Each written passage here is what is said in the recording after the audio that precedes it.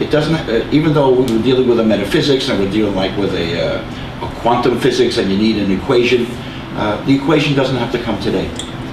But the cards have to go on the table today so that we understand it, and maybe time will let us know whether it works or doesn't work. Well, perhaps the discrepancy between our notion of chronological time and a divine, perhaps, concept of time is yet another time issue that makes it perhaps impossible to ever really come to a definitive conclusion. This is true. I'd just like to say that I feel that a metaphysics has to be viable at the moment in time you present it, has to be viable 100 years from now, has to be viable 1,000 years from now. That's number one. That's just your point. We are all aware of that. We do not know the boundaries of time. We do not know the dimensions of time. We can only deal with time as best as we know it, and to assume it's relatively as we experience it. That's the best we can do in contemporary times. This is a metaphysics proposed for contemporary times, and that's how we're dealing with it. We're presuming that we're rational, logical, what we see is what we see, what we feel is what we feel. That we feel pain is pain, we think we see evil, it seems to be in the realm of evil. So we're getting away from all that semantic discussion, which you find in academia, where nothing is real. Now we're saying everything, let's assume everything is real. That we are real, no, I'm not disagreeing. Right. I think our perspective of time is real insofar as we have a concept of time. Fair enough. But then there is yet another dimension of time. We're aware of that. That's the next book. We're aware of that. I think one other thing that Rabbi Tokayer is saying, however, is that you can't have instant gratification. We're not going to know. You're asking the fundamental question, does this make sense? Is it internally consistent? Does it have this elegance? We may conclude yes, we may conclude no. Right. The only way we're really going to know is to see how it's ex post facto validated. No question about it. Maimonides considered definitive, not because in his own time he was necessarily considered definitive, but because over the long term, both his philosophical writings, his halachic writings, his other writings have quote unquote stood the test of time. Passed the test of time. No question about it. And we're all in agreement on that. And we're not here to say today, this is genius, brilliant, this is the solution. We're here to discuss, how does it feel? What parts of it seem to feel good? Does it seem to be internally elegant? Or does it seem to be a gaping hole in it? I think it's the maximum we can attempt, in a discussion like this. I think there's no hole. I think that you jumped into the ocean, easy to drown. You swam through it. You did your homework, went through all your predecessors, gave their strengths as well as the weakness in each. Try to produce a unified theory. This is Newton, this is Einstein. Right. Maybe now it's a Birnbaum. Right. But try to have a unified theory that is relevant, that is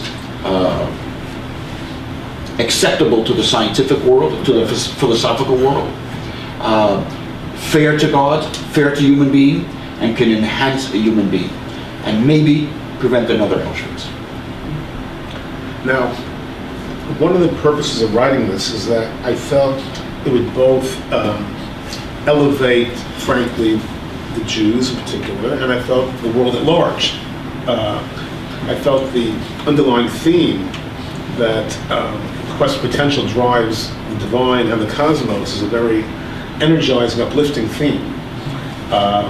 Universal and somewhat hard to argue with, especially if it's a core divine dynamic.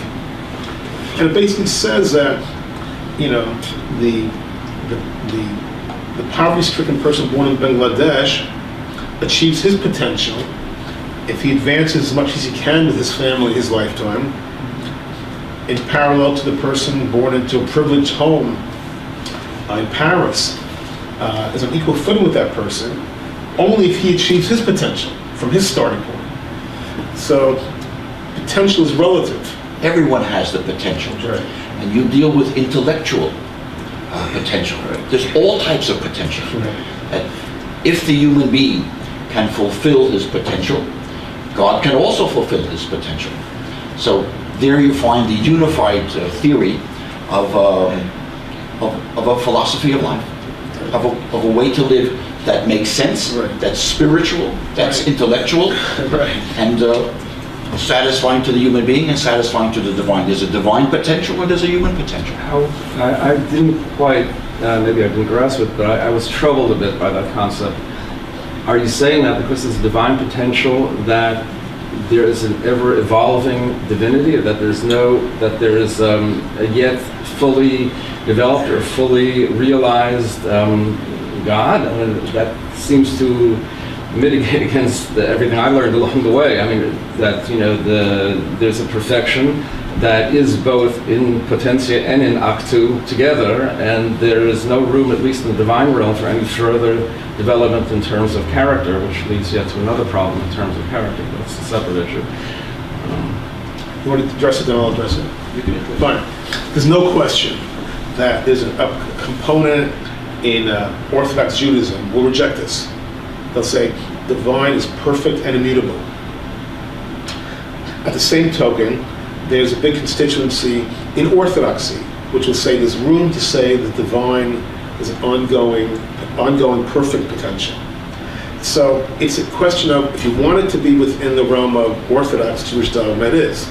If you want it to be outside the realm of Jewish dogma, it also is. I understand, There's room but to isn't there maneuver. inherent contradiction? How can it be an ongoing perfection? If perfection is something realized, and it remains immutable, your suggestion is that the perfection hasn't yet been totally realized. It does not say in the Torah God is perfect. It says Torah there's a God. So some Jewish philosophers use the word perfect, which perfect is a loaded word. What does perfect mean? So that's, again, from my perspective, if you want to take the position that God is perfect, and perfect means immutable, then the book is trade. And I'm not worried about that, because Jewish philosophy has a way of coming around to reality where it has to. They discover evolution, all of a sudden Jewish philosophy is on board with evolution, which it wasn't for several thousand years. So Jewish philosophy morphs to reality. If this book turns out to be bona fide and true, then Jewish philosophy includes right-wing core elements will morph to it. That's my position. I'm not 100% sure that this issue really is that stark, because to an extent, we're dealing with things not only are beyond our knowledge, but on our ability to know. Right. In essence, what we're saying is the prophetic conundrum, as it was. Does God change his mind? Yet he appears to change his mind. For example, with Saul. I think what it is the potential that Mr. Birnbaum is referring to is pretty much a potential perfection or evolving perfection, insofar it's evolving not necessarily in God, it's him, her, itself, whatever the concept is, but within our understanding, our relationship, our sense of sense of just how the world is together. I put it once in a statement that whereas many years ago God made miracles for us, crossing the Red Sea, for example, nowadays man has to make miracles for himself. Well, it's an interesting point. I think at the bottom, what really I find a bit problematic is that, and it has to be this way, but the gross anthropomorphism of the divine isn't necessarily a part of this kind of a discussion. But to apply these concepts of perfection, of strength, of goodness, and so on, to God, obviously we have no other choice. There's no way we can understand exactly what those concepts mean, or other than to use the Rambam's negative attributes. But I think that's where I find it a bit difficult, because it has to ultimately lead to this kind of a human perception of qualities and traits and characteristics that are really not applicable. But even the Rambam's negative traits are still, to an extent, anthropomorphic. God is not just. Right. Remember that I write this series, I say this series works with or without God. If you're a religious person and you want it to work within a religious context, the God of Israel, You can. it works. If you're not a religious person and you want it to work without a classic God, it also works. I personally tilt towards a spiritual version of this. I found as a religious person, I found it to work on a non-spiritual way in a better sense. Right. But it's not necessary, meaning that's only my personal predilection. The book is written, it works with or without a classic God of Israel or a classic God out there, right? So, this book will certainly not be held hostage to, any right-wing rabbinic who says that God is perfectly immutable. That's your position, and I believe time will pass you by, both in Jewish philosophy and greater philosophy. Let's understand, there's no Jewish philosopher or non-Jewish philosopher whose metaphysics holds water, period. They're all fatally flawed. It's a strong statement. It's paying up what Rabbi Tokayer said. There's no one who even comes close. There's a whole industry built around metaphysics and philosophy, but respectfully, they all break down. And I write books which are missing from my children's library. It takes a long time for me to write a book. It's a 30-year endeavor. And this book is missing from my children's library, Unified Metaphysics. I grew up, went to Yeshiva Dover Forest Hills, I went to Yeshiva University High School, went to CCNY Engineering, went to Harvard Business School, and I went to all the Harvard programs, and I never, always looking for a unified metaphysics. And not one metaphysics came close. And when there's metaphysics that comes close, someone should please enlighten me what it is. So that's where we're at. It's not as if there's an alternative competing metaphysics, Jewish or non-Jewish, which actually works. Those gaping, severe gaping holes. And we can have that's a whole course. What are the gaping holes in these metaphysics? We can go into that. I'll tell you what the gaping hole is. We're talking theology. What's the Hebrew word for theology? There is none. What do you mean there is none? We invented God, gave God to the world. That's our contribution. What's the word for theology? There is no word. We haven't been talking theology in 5 centuries, 7 centuries, 10 centuries. We've been involved with the Talmud and Halakha and how we live, which is fine. But the subject hasn't been on the table for far too many centuries. We don't even have the lexicon. We don't even have the words to use. And if you want to deal with the issue of the revelation, is God final or is God not final? One, we don't have the terminology. Well, you do read about it. Berkowitz used to write about it, I think, about evolving revelation. What's evolving there? Orthodox Berkowitz.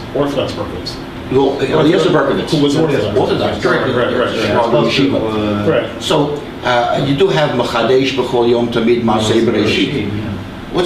I thought creation was finished already, when God went to sleep and then it's over, but it may not be over. So anyway, whatever occurs